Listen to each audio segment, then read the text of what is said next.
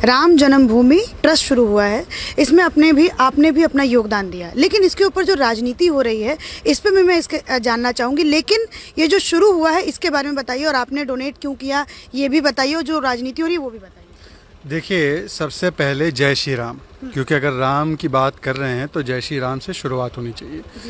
दरअसल जो supreme court ने राम मंदिर के फैसले के बाद एक ट्रस्ट का निर्माण किया था, उस ट्रस्ट ने आज से, और उस ट्रस्ट में बहुत सारे बड़े लोग हैं, चंपत राय जी हैं, उसमें नृपेंद्र मिश्रा जी हैं, इसमें कई सारे लोग हैं। उन्होंने ये फैसला किया कि वो देश भर में एक आंदोलन चलाएंगे, एक मुहिम चलाएंगे कि आम जनमानस से भव्य राम मंदिर के निर्माण के लिए चंदा इकट्ठा किया जाएगा, ताकि हर एक व्यक्ति को लगे कि राम की गिलहरी की तरह वो भी सहयोग दे रहा है इस भव्य राष्ट्र निर्माण के कार्य में।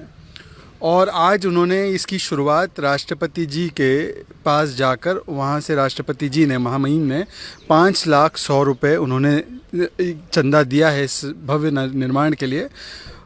पर मैंने भी दिया है, हालांकि लोग कह रहे हैं कि आप मुसलमान हैं, आपको फतवा जारी हो जाएगा। पर मैं आपको बता दूं कि श्री राम केवल एक धर्म के नहीं, बल्कि इस देश के और इस दुनिया के सबसे प्रमुख आदर्श हैं। अगर आप देखें मानवतावाद के, हिंदू मुस्लिम या सामाजिक एकता के और प्रगतिशील सोच के, अगर कोई सबसे ऐतिहासिक अगर कोई आदर्श है तो वो है।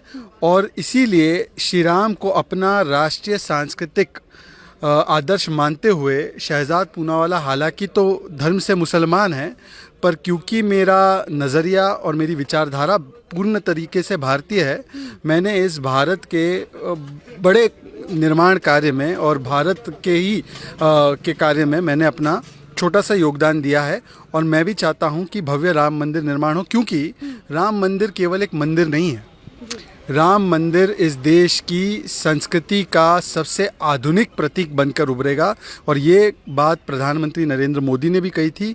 तो इसीलिए राम की वानर सेना की तरह शहजाद पूनावाला ने भी दे दिया है। और मुझे लगता है कि हर एक भारतीय को, हिंदू हो या मुसलमान, देखिए, कभी आपको, मेरे घर में मेरी माँ ने कभी नहीं कहा कि बेटा बड़े होकर बाबर के आदर्शों पर चलना।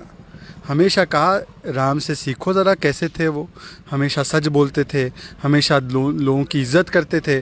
तो जब राम हमारे घर के आदर्श है, हमारे पूर्वज है, बाबर की ना संस्कृति हमारी है ना वो हमारे पूर्वज है, तो हम राम मंदिर के निर्माण में ही तो चंदा देंगे। लेकिन सर, यहाँ पे ये देखना बहुत ही अजीब लगता है कि कोई सा भी ट्रस्ट हो, फिर चाहे वो राम जी का ट्रस्ट हो, राम जन्मभूमि का ट्रस्ट हो, या फिर आप कोरोना का ही, जो कोरोना दौर में जितने भी पीएम केयर्स फंड हुए, इसमें भी बहुत ज़्यादा राजनीतिकरण हो जाता है सर। लेकिन ये राजनीतिकरण पे आप क्या कहेंगे सर? बहुत ही दुर्भाग्यपूर्ण बात है। मैंने बयान सुने, समाजवादी पार्टी के नेता एक है ST हसन, वो कह रहे थे कि अगर आप ऐसा कार्य करने जाएंगे तो कुछ लोग पत्थरबाजी करेंगे, फिर हिंदू मुस्लिम सांप्रदायिक दंगे होंगे। दिग्विजय सिंह ने भी ये सवाल उठाया कि किसने आपको अधिकृत किया।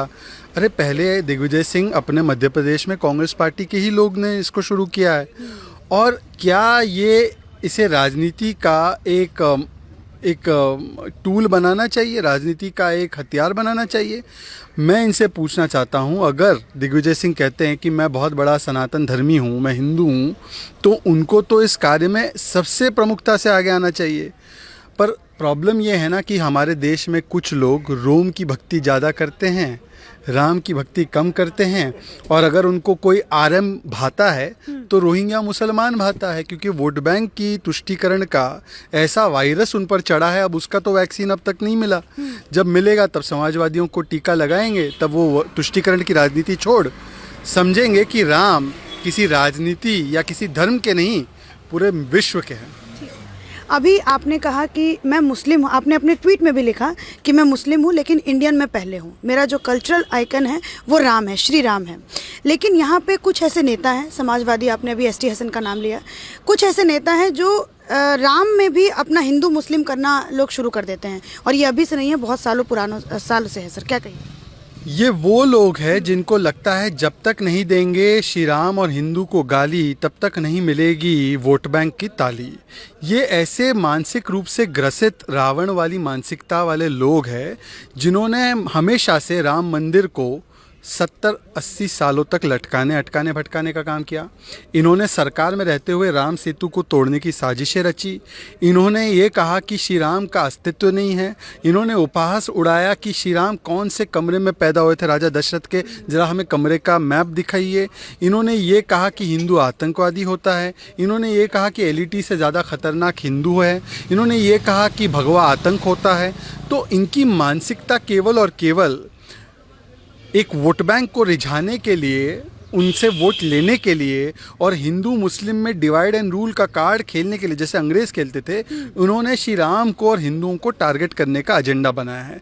जब तक ये तुष्टीकरण का वायरस नहीं उतरेगा, और मुझे उम्मीद है कि एक बार भव्य राम मंदिर बनेगा, तो जो कोट पर जनेऊ पहनते हैं ना, चुनावी हिंदू जो चुनावों से पहले टेंपल में विज़िट करने जाते हैं, वो सबसे पहले वहाँ जाएंगे, वहाँ पे मत्था टेकेंगे, जय श्री राम, आज तक उन्होंने बोला नहीं है, जय श्री राम बोलेंगे, और उसके बाद उनके जो चक्षु है वो खुल जाएंगे कि ये राजनीति जो कर रहे हैं वोट बैंक की, उसको त्याग देना चाहिए और श्री राम के बताए हुए रास्ते पर चलना चाहिए। ठीक है, लेकिन सर यहाँ पे सब आप पे नहीं, लेकिन जितने भी, अगर मान लीजिए कोई भाजपा का भी किसी ने डोनेट किया, अगर उसने स्क्रीनशॉट लेकर के सोशल मीडिया अकाउंट पर डाल दिया तो कहेंगे कि ये देखो फिर से पब्लिसिटी स्टंट करना इन लोगों ने शुरू कर दिया।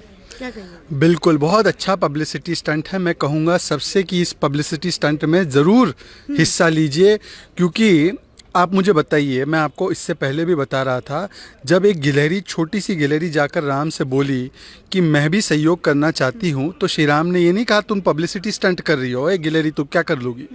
राम ने कहा कि तुम्हारा योगदान भी बहुत महत्वपूर्ण है, और चाहे जो भी मंशा से जो भी करना चाहता है, श्री राम के कार्य से बड़ा कोई कार्य नहीं हो सकता। और मैं तो ये भी कहूँगा कि जो राम का नहीं वो हमारे काम का नहीं। तो मैं ज़रूर कहूँगा कि देखिए, आपके भी फ़ोन पर मैंने अभी देखा है कि श्री राम ट्रस्ट का वो उन्होंने बनाया भी है, कैसे ऑनलाइन डोनेट किया जा सकता है। आप सभी लोग, मैंने जैसे अपने फ़ोन से डोनेट किया है, आप भी इसको करिए और अपना स्क्रीनशॉट लगाइए, और श्री राहुल गांधी से भी एक सवाल पूछिए, क्योंकि उनकी पार्टी क्या कहती है, हमने ताले खुलवाए, हमने शिलान्यास करवाया, अरे हमने रामायण प्रसारित किया। तो एक ट्वीट राहुल गांधी को टैग करके पूछना कि हमने तो योगदान दे दिया।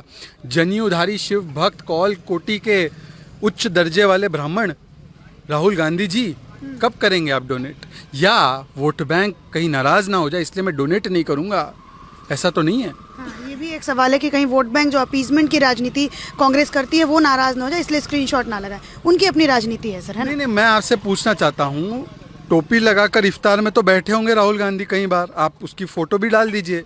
आज राहुल गांधी से पूछिए, इतना बड़ा अभियान है, चंदा इकट्ठा कर रहे हैं, आपके कांग्रेस वाले मध्य प्रदेश में कर रहे हैं। आप तो राम गमन पथ और पता नहीं क्या क्या करना चाह रहे थे मध्य प्रदेश में, चंद दिनों की सरकार थी। तो जरा एक भारतीय मुसलमान राहुल गांधी को चैलेंज दे रहा है कि राहुल गांधी सच्चे हिंदू हो, अच्छे हिंदू हो, केवल चुनावी मौसमी सीजनल हिंदू नहीं हो, चुनावी फ्रूट की तरह। तो मैं तुम्हें चैलेंज देता हूँ कि आज ट्वीट करके बताओ कि तुमने डोनेशन दिया कि नहीं दिया राम मंदिर के लिए। ठीक है सर, अगर यहाँ से मैं इसको बंगाल इलेक्शन से जोड़ूं, वहाँ पे इस समय राम जी को बहुत याद किया जा रहा है। कोई कह देता है कि राम के भक्त जो हैं, आपने सुना ही होगा, कल्याण बनर्जी का भाषण आपने जो उन्होंने दिया वो सुना होगा। फिर उसके बाद वहाँ पे एक अभी जो वहाँ पे सांसद हैं या फिर एमएलए हैं, वो भी अभी फेमस हुई थी, उन्होंने तो कह दिया कि जो राम है वो बीजेपी का ब्रांड एम्बेसडर हैं। तो ये राम को जो इतना याद किया जा रहा है, इसके ऊपर आप कहते हैं? अब देखिए, पहले तो मैं मैडम जिन्होंने बयान दिया टीएमसी वाले ने, उनको मैं बता दूं, राम केवल बीजेपी के थोड़ी ब्रांड एम्बेसडर है। इंडोनेशिया में मुस्लिम बहुल देश है, उनके नोट से लेकर उनकी राष्ट्रीय एयरलाइंस तक, उनके गली नुक्कड़ चौक पर श्री राम के चिन्ह लगे हुए हैं। और एक बार उनसे पूछा गया, चाहे वो थाईलैंड के राजा का नाम तो राम के नाम पर ही पड़ता है कि रामा किंग करके, मतलब इस लेगेसी से। साउथ कोरिया वालों का भी यही हाल है। उनसे पूछा गया कि आप क्यों राम की भक्ति में लीन है जबकि आप मुसलमान हैं, तो उन्होंने कहा कि हम मुसलमान ज़रूर है, हमारा कन्वर्जन हो गया, परंतु राम हमारे राष्ट्रीय चिन्ह है, राष्ट्रीय सांस्कृतिक आइकॉन है, उनको कैसे छोड़ा जा सकता है। तो केवल भारतीय जनता पार्टी के नहीं, हर राम भक्त का आइकॉन और पोस्टर बॉय श्री राम ही है। पर मैं आपको बताता हूँ क्या हो रहा है। हमारे देश में एक मानसिकता है कि जय श्री राम युद्ध घोष है।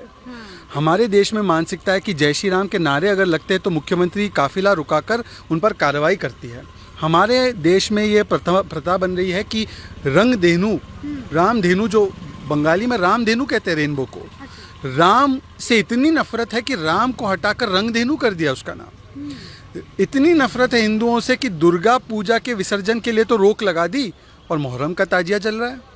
तो ये हिंदू विरोधी, राम विरोधी मानसिकता क्यों, ये सवाल है।